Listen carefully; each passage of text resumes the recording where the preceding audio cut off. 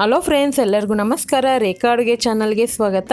ಬನ್ನಿ, ಇವತ್ತು ಆಶೀರ್ವಾದ್ ಗೋಧಿ ಹಿಟ್ಟು ಉಪಯೋಗಿಸ್ಕೊಂಡು ತುಂಬಾ ಫೇಮಸ್ ಆದಂಥ ಮತ್ತು ಎಲ್ಲರಿಗೂ ಇಷ್ಟವಾಗೋ ಥರ ಮನೆಯಲ್ಲೇ ಸುಲಭವಾಗಿ ನಾನ್ಕಟಾಯಿ ಬಿಸ್ಕೆಟ್ನ ಯಾವ ರೀತಿ ಮಾಡೋದಂತ ತೋರಿಸ್ಕೊಡ್ತೀನಿ. ಈ ಬಿಸ್ಕೆಟ್ನ ನೀವು ಈವ್ನಿಂಗ್ ಟೈಮ್ ಟೀ ಕಾಫಿ ಜೊತೆಗೆ ಸ್ನ್ಯಾಕ್ಸ್ ಆಗಿ ತಿನ್ನೋದಕ್ಕೆ ತುಂಬಾ ಚೆನ್ನಾಗಿರುತ್ತೆ. ಅದರಲ್ಲೂ ಈ ಸಂಕ್ರಾಂತಿ ಪೊಂಗಲಲ್ಲಿ ಸ್ಪೆಷಲಾಗಿ ನೀವು ಮನೇಲಿ ಮಾಡಿಕೊಟ್ರೆ ಎಲ್ಲರೂ ಇಷ್ಟಪಟ್ಟು ತಿಂತಾರೆ. ಮತ್ತು ಇದು ವಿತೌಟ್ ಓವನ್ ಇಲ್ದಿರೂ ಮಾಡ್ಬೋದು.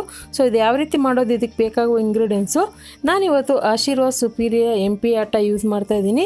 0% ಮೈದಾ, 100% ಆಟ. ವೆರೈಟಿ ಆಫ್ ರೆಸಿಪಿ ಮಾಡ್ಬೋದು. ತುಂಬಾ ರುಚಿಯಾಗಿರುತ್ತೆ, ಸಾಫ್ಟಾಗಿರುತ್ತೆ.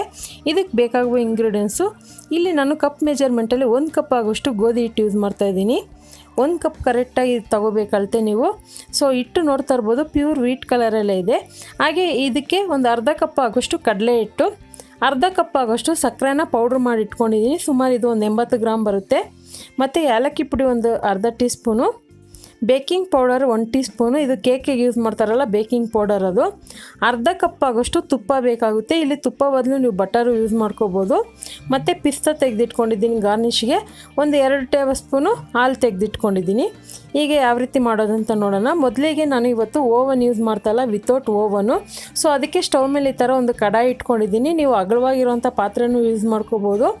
ಈ ಥರ ಸ್ಟ್ಯಾಂಡ್ ಇಟ್ಕೊತಾ ಇದ್ದೀನಿ. ನಿಮ್ಮ ಹತ್ರ ಯಾವ ಥರ ಸ್ಟ್ಯಾಂಡ್ ಇದೆ ಆ ಥರ ಯೂಸ್ ಮಾಡಿ. ಇಲ್ಲಾಂದರೆ ಈ ಥರ ಒಂದು ಚಿಕ್ಕ ಬೌಲ್ನ ಉಲ್ಟದಲ್ಲಿ ಕೂಡ ಇಟ್ಟು ಯೂಸ್ ಮಾಡ್ಕೋಬೋದು.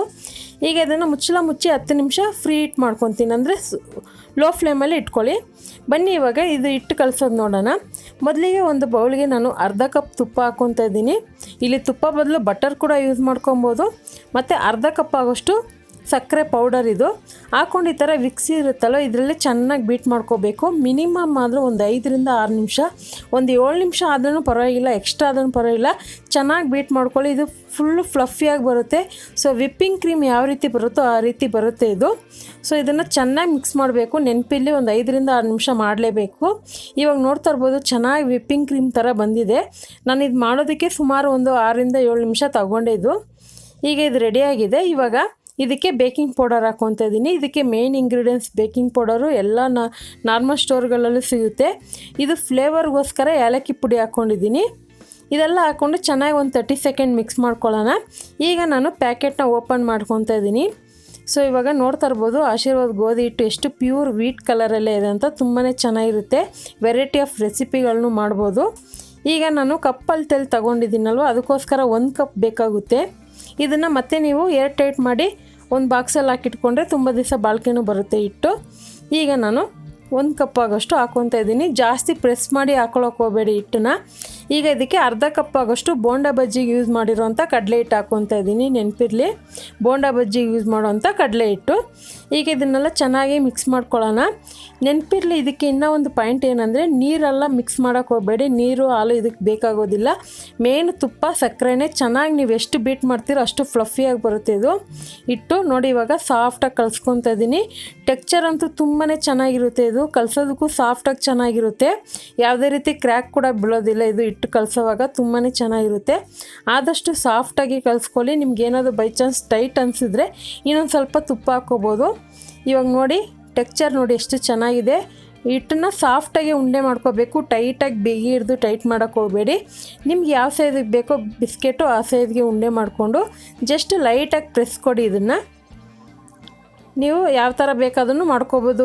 ಬಿಸ್ಕೆಟ್ ಕಟ್ಟಿಂಗ್ ಶೇಪ್ ಇದ್ರಲ್ಲಿ ಕೂಡ ಮಾಡ್ಕೊಬೋದು. ಆದರೆ ನಿಮ್ಗೆ ಈ ಥರ ಮಾಡಿದ್ರೆ ಕರೆಕ್ಟಾಗಿ ಬರುತ್ತೆ. ಇವಾಗ ನಾನು ಎಲ್ಲ ಮಾಡಿಟ್ಕೊಂಡಿದ್ದೀನಿ. ಸುಮಾರು ಇವಾಗ ಫಸ್ಟು ಒಂದು 5 ಮಾಡ್ಕೋಬೇಕಂದ್ಬಿಟ್ಟು ಮಾಡಿದ್ದೀನಿ.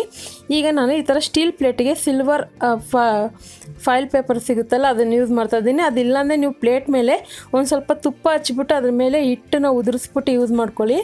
ಇವಾಗ ನಾನು 5 ಬಿಸ್ಕೆಟ್ನ ಜೋಡಿಸ್ಕೊತಾ ಇದ್ದೀನಿ. ಈಗ ಇದನ್ನು ಜೋಡಿಸ್ಕೊಂಡಿದ್ದಾಯಿತು. ಇದ್ರ ಮೇಲೆ ನಾನು ಒಂದು 2 ಟೇಬಲ್ ಸ್ಪೂನ್ ಹಾಲು ಇಟ್ಕೊಂಡಿದ್ನಲ್ಲ, ಜಸ್ಟ್ ಲೈಟಾಗಿ ಪ್ರೆಸ್ ಮಾಡ್ಕೊತಾ ಇದ್ದೀನಿ. ಈ ಥರ ಮಾಡೋದ್ರಿಂದ ಕಲರ್ ಅನ್ನೋದು ಚೆನ್ನಾಗಿ ಬರುತ್ತೆ ಬಿಸ್ಕೆಟ್ಗೆ.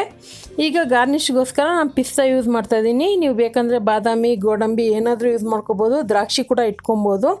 ನಿಮ್ಗೆ ಯಾವ ಥರ ಮನೇಲಿ ಅನುಕೂಲ ಇದೆ ಅದನ್ನು ಹಾಕ್ಕೊಳ್ಳಿ. ಡ್ರೈ ಫ್ರೂಟ್ಸ್ ಅನ್ನೋದು ಇಲ್ಲ ಅಂದ್ರೂ ನಡೆಯುತ್ತೆ.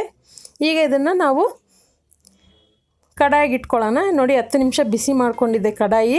ಇದಕ್ಕೆ ಯಾವುದೇ ರೀತಿ ಉಪ್ಪೇನು ಹಾಕೋದು ಬೇಕಾಗೋದಿಲ್ಲ. ನೀವು ಬೇಕು ಅಂದರೆ ಉಪ್ಪು ಕೂಡ ಹಾಕ್ಕೊಂಡು ಮಾಡ್ಕೋಬೋದು. ಅದು ಉಪ್ಪು ಬೇಕಾಗೋದಿಲ್ಲ. ನಾನು ಹಳೆ ಕಡಾಯಿ ಯೂಸ್ ಮಾಡ್ತಾಯಿದ್ದೀನಿ. ಈಗ ಇದನ್ನು ಲೋ ಫ್ಲೇಮಲ್ಲಿ ಇಟ್ಕೊಂಡು ಒಂದು 20ರಿಂದ 22 ನಿಮಿಷ ಬಿಡಿ ಸಾಕು. ಒಂದು 20 ನಿಮಿಷ ಬಿಟ್ಟರೆ ಸಾಕು. ಮಧ್ಯದಲ್ಲಿ ಯಾವುದೇ ಕಾರಣಕ್ಕೂ ಓಪನ್ ಮಾಡೋಕ್ಕೆ ಹೋಗಬೇಡಿ. ಈಗ 20 ನಿಮಿಷ ಆಗಿದೆ, ಓಪನ್ ಮಾಡಿ ನೋಡೋಣ. ಹಾಗೆ ನೀವು ಓವನಲ್ಲಿ ಮಾಡಬೇಕಂದ್ರೆ 180 ಡಿಗ್ರಿಯಲ್ಲಿ ಫ್ರೀ ಹೀಟ್ ಮಾಡಿಕೊಂಡು 20 ನಿಮಿಷ ಇದನ್ನು ಬೇಕ್ ಮಾಡ್ಕೊಳ್ಳಿ, ಚೆನ್ನಾಗಿ ಬರುತ್ತೆ. ಈಗ ಇದೇ ರೀತಿ ಉಳಿದಿರೋ ಹಿಟ್ಟನ್ನು ಯೂಸ್ ಮಾಡಿಕೊಂಡು ನಾನು ಎಲ್ಲ ಬಿಸ್ಕೆಟ್ಗಳನ್ನು ಮಾಡಿ ಪೂರ್ತಿ ತಣ್ಣಗಾದ್ಮೇಲೆ ಒಂದು ಏರ್ಟೈಟ್ ಬಾಕ್ಸ್ಗೆ ಹಾಕಿಟ್ಕೊಂಡು ಒಂದು ವಾರ ಗಂಟೆ ಎಂಜಾಯ್ ಮಾಡ್ಕೊಂಡು ತಿಂತೀನಿ. ಖಂಡಿತ ಎಷ್ಟು ಯೂನಿಕ್ ಆಗಿದೆ ಅಂದರೆ ಬಿಸ್ಕೆಟು ತುಂಬಾ ಇಷ್ಟಪಡ್ತೀರಾ.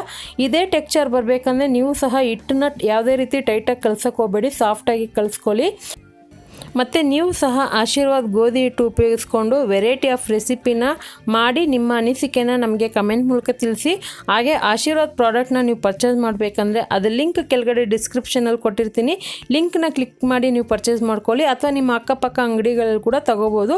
ಈ ವಿಡಿಯೋ ಇಷ್ಟ ಆದರೆ ಈಗಲೇ ಒಂದು ಲೈಕ್ ಮಾಡಿ, ಶೇರ್ ಮಾಡಿ, ಸಬ್ಸ್ಕ್ರೈಬ್ ಮಾಡ್ಕೊಳ್ಳಿ. Thank you for watching. Bye.